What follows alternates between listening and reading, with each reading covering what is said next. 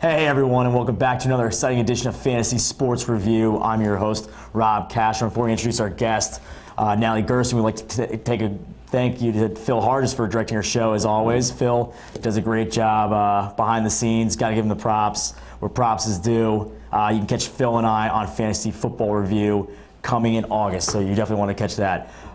So Natalie, we are back after the Stanley Cup playoffs, and all right, so I guess I got it wrong. I picked the Devils in 6. I'll give you props. I'll give you the credit where credit's due, because she texted me when I guess the Kings were up 3-0, and she said it was over, and she was bombarding me with a lot of text messages. I said, I get it. You know, you finally picked one right. Thanks, Rob. Yeah, I did. I finally did pick one right. And I can't take too much credit for this because it did, going through this series, not do so hot the entire time. But going into the final round, I did go ahead and say that I thought the Kings were going to win it in 6, and that's exactly what they did. They won it in 6, and a pretty hefty win in 6, too, going back to their home. I wanted to go against all odds and take the New Jersey Devils like I did in the Eastern Conference Finals. So, I mean, I took a shot. I thought Marty Brodeur would play a little bit better. But, I mean, come on. 5-minute major power play. The Kings scored 3 goals in the last game. It's like, I mean, come on now. It's kind of ridiculous. I hate that rule, and that killed the Capitals, too, in their season. That's what makes it exciting as well. So you're going into the end. This is an 8 seed who's never won a Stanley Cup. They also did something that no other team had done by winning the first 3 games of every single series throughout the entire playoffs as well. So that was also something that was really exciting for this team. You had to kind of get behind them and root for them. The only thing that kind of bugged me was the amount of celebrities that there were at all of their games, because it is LA, and people were coming out of the woodwork that I was like, you cannot be a hockey fan. But yeah, when you see David Beckham, well, no, he's okay. I can look at him all I want. But you know, the randoms. Exactly. There should never be a Stanley Cup in LA. They hoisted that trophy up. I was like, why can't the Washington Capitals do that? But yeah, I mean, great group of players, like you just mentioned. That's gonna be a great part of trivia for years to come. You know, like winning the first 4 series, winning the first 3 games. That's tough to do. Not a lot of teams have. Oh, no one's ever done that. Nope. Like you just pointed out. An 8 seed as well. You know, Jonathan Quick, MVP. You had to see that one coming from a mile away. That was a really easy choice. But yeah, what made this team so special? I mean, the LA Kings were an 8 seed. Their regular season, they had a new coach in December. Daryl Suter came in and just took a team that was below 500 and leads them now. You know, they're playing. They're hoisting the Stanley Cup. I mean, what made that team so special? You know, there was just something about this. Exactly what you had said. They were not doing that well throughout the entire regular season, and then all of a sudden also to change the dynamic of a coach mid-season is extremely hard for any team to go ahead and do. You saw what happened with the Caps, and it doesn't necessarily mesh well there either. It's something to work through whenever that happens, but you've got so many superstars. Not only Jonathan Quick, who, we definitely both agreed on that one. If there was going to be an MVP throughout that series, it was going to be Jonathan Quick, or the goalies for either one of the teams. And then Dustin Brown as that captain. But also the trades that they had made in the offseason, both with Carter and Richards. You know, people in Philadelphia were definitely not happy whenever that cup was being hoisted in LA. I mean, there were tears around Philadelphia that day because they cannot stand the fact that both Carter and Richards are now on LA and hoisting that Stanley Cup, and they are not. Well, they got Wayne Simmons, and he did pretty well for them, right? Okay. Not really. No, but you're right. I mean, they played great. But not only mention the teams they had to go through just to get to the Stanley Cup. I mean, the Vancouver Canucks were the #1 seed again. They're no slouch. I mean, yeah, they missed Daniel Sedin, who had an injury. He had a concussion. But I mean, Jonathan Quick. I mean, he just made some unbelievable saves in this series against the Devils. You're just like shaking your head. You're like, oh my God, a goalie like this is so hot. And we talked about it too. Like at the beginning of the playoffs, we said hot goaltending is going to lead whoever comes out who has the best goalie in the whole entire playoffs is going to probably win. And you can never bet against a hot goalie. Jonathan Quick came in the first series against the Canucks. No one knew who he was. Well, now you know who he is. Yeah, young guy on fire throughout that entire series. No doubt in my mind that those guys, the goalies, were going to get the MVP, whether it was going to be Brodeur or Quick, and that's exactly what happened. And now absolutely everybody knows, a ton of people now on LA. I mean, this is exactly what we did not think was going to happen. But LA going out there, winning a Stanley Cup, this is huge for their city, who was not necessarily ever a hockey team. I mean, as long as I've been watching hockey, this has not been anything that remotely on my radar. So this is pretty exciting. Yeah, and you grew up with a team with like Wayne Gretzky and you know, just Kelly Reed was their goalie when they won the Stanley Cup. I mean, you look at these names. You like looking back. You're like, you know, it's kind of unbelievable that it's taken them this long again to get back to Stanley Cup, because they're a big. They come from a big market. They have rich tradition, but you just don't hear about hockey in LA nor anywhere west of Canada, I guess Upper Canada. So for them to do well, for the LA Kings to actually go to the playoffs, make it as an 8 seed, and then just wreak havoc. It says something to not only their coach, their franchise, but also the players that bought into the system. Like you talked about, Richards. Carter. And Carter coming in, 2 big losses for the Flyers. They make a name for themselves in LA. So it's great to see. Yeah, and it's nice to get the city behind them too. I think they've done a couple parties now with the Stanley Cup. They went to the LA Dodgers game shortly after there too, and I think Dustin Brown had the cup out on the mound with everybody, and it's just tons of people that are rallying behind them now. So it's nice. It's good for hockey. It's great to see one of these teams that is kind of a no-name, an 8 seed. Gotta always cheer for that 8 seed that comes from behind and is able to go through the entire series and just do something that no team's ever done before. So congrats to the LA Kings. Congrats to me for picking them in 6. High five. Well, you'll never be able to live that one down. So, and it was on the show, so you always have bragging rights, I guess. Well, it is documented. Well, there's a lot of great sports going on right now. You have baseball in full swing. We're not going to talk about it. The Nationals are doing really, really well this season. Strasburg, Bryce Harper's up. We touched a little bit on him a couple weeks ago.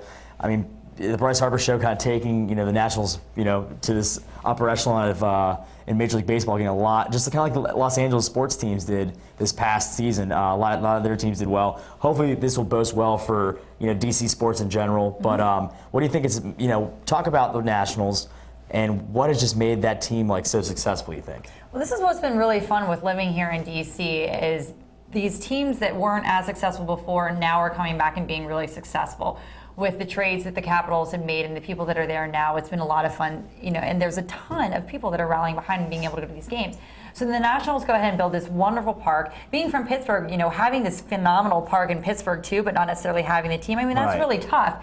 But now we're starting to see that the Nationals are having this phenomenal team, and the stands are getting packed, and everyone's going to the games. Right. And what was it? Bryce Harper this past week was just, where were we? Toronto. And what was the comment that he had made when he was getting interviewed? That made headlines all over the place. I think he said that was like a clown. Like that's not cool, bro, or something like that, or that's a clown question, bro. And I'm not gonna lie, within 24 hours now, I've seen T-shirts of people that are like Bryce Harper quote. That's a clown question, bro. That's funny. But it's all around DC, and this is what people love, and they're going to wear it to the park this weekend. The Yankees are in town, and it's supposed to be beautiful weather, and everyone's going to go out there. Oh, it's like you said, it's good. It's going to be around winning franchise like the Washington Nationals. Their pitching staff, easily one of the best pitching rotations in baseball right now. Could possibly set records. Could be better than '96 Braves. You have Strasburg, Gio Gonzalez, Jordan Zimmerman, Edwin Jackson. If Chin-Meng Wong decides to pitch like he did in New York, we're talking, they have a World Series rotation. Then Bryce Harper gives that offense, a little bit, just a little bit. In addition to Michael Morse, has proved dividends as well. And then how long until Worth comes back too? And then Worth, he'll be back probably, I'd say, in August. Yeah. So once they get, once they finally have their whole team together, they'll make that push, for the playoffs. And then hopefully they stay healthy and then see what kind of transpires down the road. I have no doubt that Worth's going to come back with full vengeance, too. I was at the game where he got injured, and there were so many Philly fans that were in town for that game, and they were booing Worth. And he made a comment that next day just saying how much he was going to come back because he never wanted to see something else, another championship go back to Broad Street after so many of his old fans were just booing him while he was here. So that just shows you how ridiculous Philadelphia fans are. So they're brutal. And with the Redskins season coming up too, obviously with RG3, you look at DC sports as a whole. There's so many great, now there's great talent on each of these teams now. You have Ovechkin with the Capitals, Strasburg and Harper with the Nationals.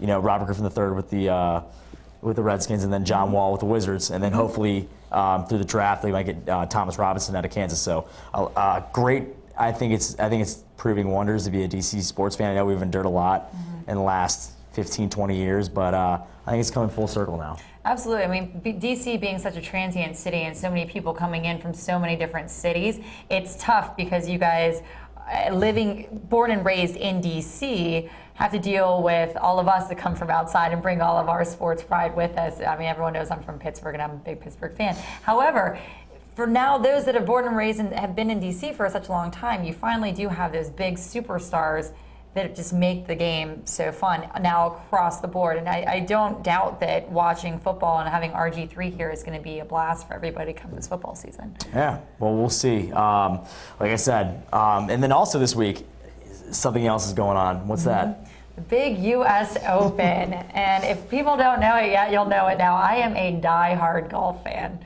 So U.S. Open is going on right now. It's out in California at the Olympic Club, known for being one of the hardest courses as far as U.S. Opens go. And the U.S. Open, too, is also looked upon as one of the toughest tests in golf. It's great because you've got players from all around the world that come into this. But, here we go with the next U.S. Open. Round 1 was today. We got round 2 tomorrow, and then we'll go into the playoffs this weekend. I don't know what it is about golf, but I love it. I grew up watching it. It's super, super fun. Absolutely. And I think it also has something to do with the new young crop of PGA players that we have. The guys are getting younger, they're getting more fun, but there's still, there's a lot of talent. But you'll start to see some more flair out there on the golf course, whether it's just the outfits that they wear, like, for instance, Ricky Fowler, you got Bubba Watson out there. And these guys are fun, but they're talented. They're a great crop for, young kids to get behind and get younger kids out to the golf course. It's no longer a tournament game for just older adults that have been playing golf their whole lives. Yeah, no, you're right. And also, it's good to see some familiar faces back in front. You had Tiger, Tiger was winning the Memorial. Rory McIlroy won the U.S. Open last year at Congressional, off to kind of a slow start this year. Who do you see as like somebody that's going to, we've already looked at the first round. It's already been played. Well, almost been played. It's tough with this time change being out in California. These rounds are going a lot longer than right. Well, you saw Bubba Watson and Phil Mickelson had real, just not good rounds at all. Real terrible rounds. But Tiger Woods 1 under after the day. You gotta like that. Again, the momentum kind of carrying over from his tour win 2 weeks ago into this U.S. Open. So who do you see as like with a favorite in this tournament? I mean, as much as I don't want to necessarily back up Tiger for my own personal reasons, you cannot knock talent when it comes to him. I mean, he's been one of the most talented players in a long time when it comes to golf, and he went through his tough times. But seeing him be able to rally and make this, win Memorial, and now he's into this. He ended today, 1 under, I believe, and he had a really great first round, teeing off with 2 of the other greats that did absolutely terribly. I mean, Bubba Watson, after winning the Masters, he came into this and he made it very vocal that he wasn't very excited about this U.S. Open. Not necessarily about playing in general, but he does talk about the Olympic Club as not being a course that is necessarily a good course for the way that he plays. So he also, I think, just recently had a baby. So a lot of people were saying maybe Bubba's head isn't into this. And you could see today, I believe he ended today 8 over. And then you have, Phil. Everyone loves Phil. I mean, Phil Mickelson, how can you not love this guy? And he ended up finishing today 6 over. And with Phil, he's never really been a very consistent player, and a lot of people attribute that to maybe his arthritis things. I mean, we've seen the commercials, but he doesn't necessarily talk about that when he's interviewing when he's out on the pitch. But again, you've got an +8 and a +6 playing with Tiger, who just goes out there and kills it. And it's no secret that Tiger is also very, very good at his short game on fast putting greens, and that is exactly what we have at the U.S. Open here out at the Olympic Club. Very fast putting greens, a very dry course. There's not much precipitation out there, and so that's, I wouldn't put it past Tiger being able to do well going into this. I also, like some of the other younger guys, I'm a big Ricky Fowler fan, and when, prior to leaving tonight, Ricky Fowler, I believe, was also 1 under and doing well. He was teeing off with Luke Donald, who's actually I believe he was with Luke Donald, but Luke Donald's #1 in the world right now. But when I saw Luke was 6 over, and Rory McIlroy was also a bit over as well, the reigning champ of the U.S. Open last year. Yeah, it's a kind of a wide open tournament this year. Like you said, the course is very tough. I saw one of the holes where, the pin was placed maybe like, there was the green was only like 100 feet wide, and then you saw like a hill in the back on the green. So like if you hit it, if you putt it over there, it's just going to go straight downhill into the rough. So that's kind of tough too. I mean, you look at the surfaces; it's kind of crazy. It's amazing how long they have to plan for these too. You pick these U.S. Open spots years ahead of time, and they plan these courses, and they're always difficult, no matter where you're going. But they've been talking about this one especially because I believe the first 6 holes of this course are extremely difficult for players, which is a great test because not the normal people that you would think would be going out there and winning this are going ahead and doing that. And so we might be really surprised with seeing who might move into some of the top, going into the playoff rounds. And that's what makes it so great is that the course. It kind of evens out the playing field a little bit, and you don't have the guys that like Phil Mickelson. I don't think he's suited to play well on this golf course.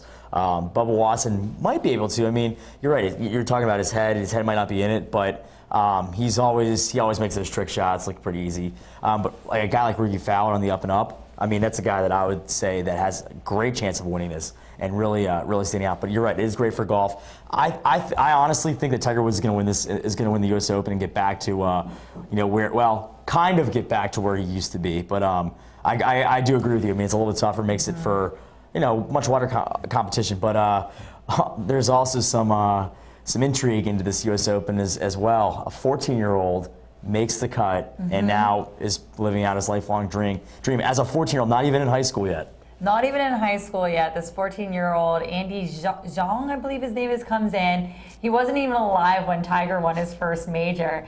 And he comes into this with just the greatest attitude, goes out there today, and he shot 9 over, which is not that bad when you think about what some of these greats just did. I mean, Bubba Watson just won the Masters, and he shot 8 over, and you've got this 14-year-old coming in. And it was really nice. They were doing a lot of interviews with him prior to the U.S. Open today, and he was asking his caddy all these awesome questions like, am I allowed to do autographs? And his caddy was like, yeah, I guess you can do that. And he was like, great, I want Tiger Woods, I want this guy's, I want this guy's. And his caddy was like, no, I meant you're able to go ahead and do some of these. I mean, the kid's got braces, he's 14 years old, he's not even in high school, he's out of China, and he's out here and he's just having a blast.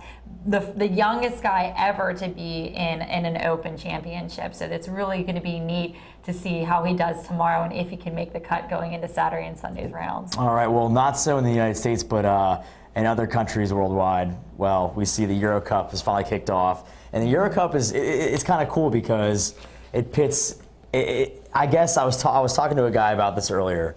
What's better, the World Cup and the Euro Cup? And they can tell you it depends on who you talk to. A lot of great teams in this Euro Cup. You have Spain with Fernando Torres. I know they just destroyed Ireland today. But then you always have the very dangerous Dutch team that always seems to fall short of their goal. The Netherlands, I mean, they have a great team, they're great midfielders, but always kind of come up short. Then you have Italy, who had a disappointing tie today. I mean, they were up 1-0 on Croatia and looked to be in complete control, and they just kind of backed away. It was like they were waiting for Croatia to make the next move instead of just playing with that thunder that they played with in the first half to take that 1-0 lead. I mean, I'm not the biggest soccer fan in the world, but I can appreciate watching the Euro Cup because every team's going out there, they're playing as hard as they can. And you're right. I mean, I think that this tournament's a little bit better than the World Cup just because I think this gives, the European teams bragging rights. Absolutely. So when it comes to soccer, it really depends who you're going to talk to about this, whether they think this is bigger or not than the World Cup. This happens every 4 years as well, and it alternates with the World Cup. So, it's here, and then the World Cup will be again in 2014. It's the best of the best from the from the national teams for each of their countries. So you really are going to see some of the greatest talent. And being that from the U.S., we don't really look at soccer and value it as much as they do in the world. I mean, there's no secret around the world. Soccer is the #1, or football, wherever they are and what they call it. So this is probably one of the biggest events going on. I don't think anyone is currently working in Europe over the next how many weeks. When you watch it on TV, you just see the amount of people that are outside in droves just cheering for their teams. Off the bat, you've got, Germany who's doing well, and I believe they are probably going to be favored mostly going into this. If you ask most people who their favorite is, they're going to say Germany. But you can't roll out my team. I'm going to go ahead and stick with Spain. It's funny, I don't know necessarily why. I've been a Spain fan for the past few years.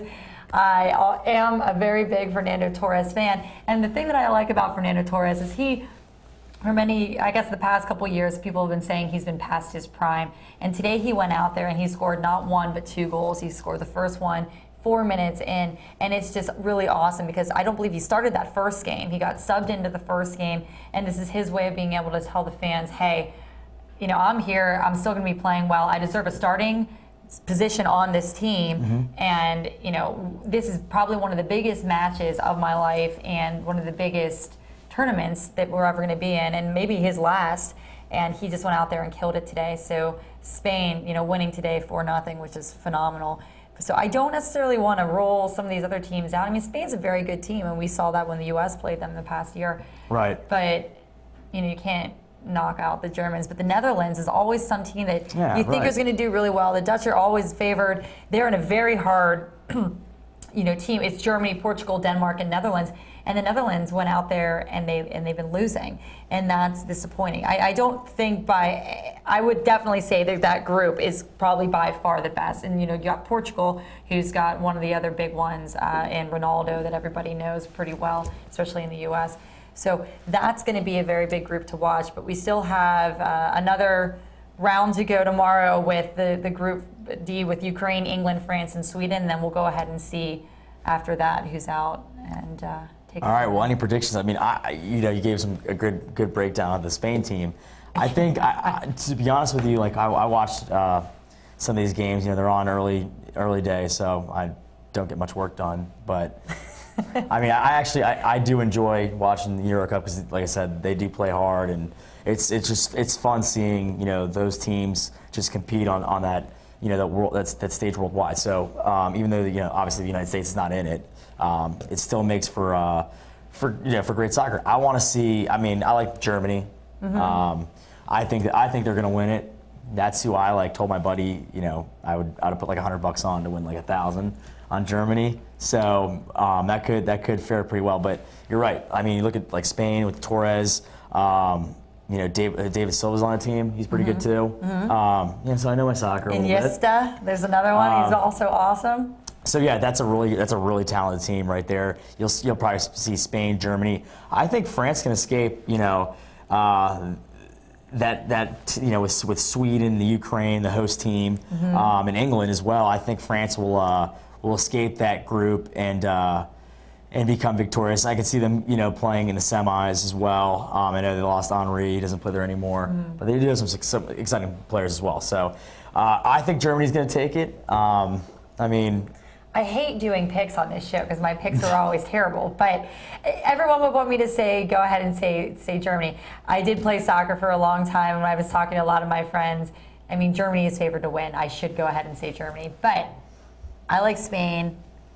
I don't know why I have such a deep-rooted thing with Spain, but I'm going to go ahead and say I think I want Spain to win. Right. But I don't doubt that going into the next rounds, Germany, Spain, France, maybe Russia coming out from Group A, being that they're on top right now. We'll see some of these other groups or some of these other teams. I'm not going to just say that Germany is going to just run with this yet. We'll see. Well, I like Germany. I've been saying it since the start of the Euro Cup, and they haven't let me down yet. So I'm going to go Germany. Keep your fingers crossed. There you go, Spain. If Germany wins, you owe me a few beers, something like that. Perfect. Cool. Well, I won't say no to that. All right. Well, that's a fantasy sports review first, talking soccer. Now I know we had a World Cup show last year, but well, speaking of that, World Cup 2014 qualifiers are going on right now, and the U.S. is battling for that. We went up and won our first game, And Now, then we played. not to throw you off, let's clarify this. The United States did not make the Olympics. The United States did not make the Olympics. Now, when we're talking about Olympic teams, you got to remember this is your U23 team, and then you're allowed to have 3 over 23 age players on your team. Right. So we did not qualify for the Olympics, so we're not going into that. But for instance, I saw England was doing some interviews the other day, and being that London is hosting this, they were saying, should Beckham be on the team? Now, Beckham will probably go ahead and be one of the 3 over 23 players on this team. But you see players like Rooney that are out there for England, and now would Rooney necessarily want to be on an Olympic team? I wonder how some of these big-time players out in Europe view the Olympics versus right now the Euro 2012 is going. I mean, obviously Euro 2012 is above and beyond what you would look at as far as the Olympics. So it's going to be interesting to see how these teams put together per their countries. But no, for the men, we did not qualify. For the women U.S. team, we will be there, and we will have a pretty dominant team, I hope. Keep your fingers crossed. There you go. Well, that will explain it also. Germany, Spain, for the record. Another NBA Finals going on right now. The Heat are down 1-0 to the Thunder. I like the Thunder in this series, only because I do not like LeBron James, nor do I like the Heat. They're too Hollywood for me. Real quick, who do you like in that? I'm kind of the same way with this as well. It's just one of those dream teams again, I feel like, so I'm going to go ahead and say the Thunder in 6. I just don't like how, the Thunder goes up and wins, and then the next thing you see is just nothing but kind of talk from the Heat about what, this or that. So hopefully we'll see a team that can go out and take the Heat. Yeah, exactly. And they have the big 3 as well with Russell Westbrook, Kevin Durant, who should have been the MVP, and I thought should have been the MVP, and James Harden. So we're running out of time here. We want to thank Phil Hardest again for directing our show. Like I said, you can catch Phil in August on Fantasy Football Review. For Natalie Gerson, I'm Rob Castro. We'll see you again next time on Fantasy Sports Review. Bye-bye, everyone.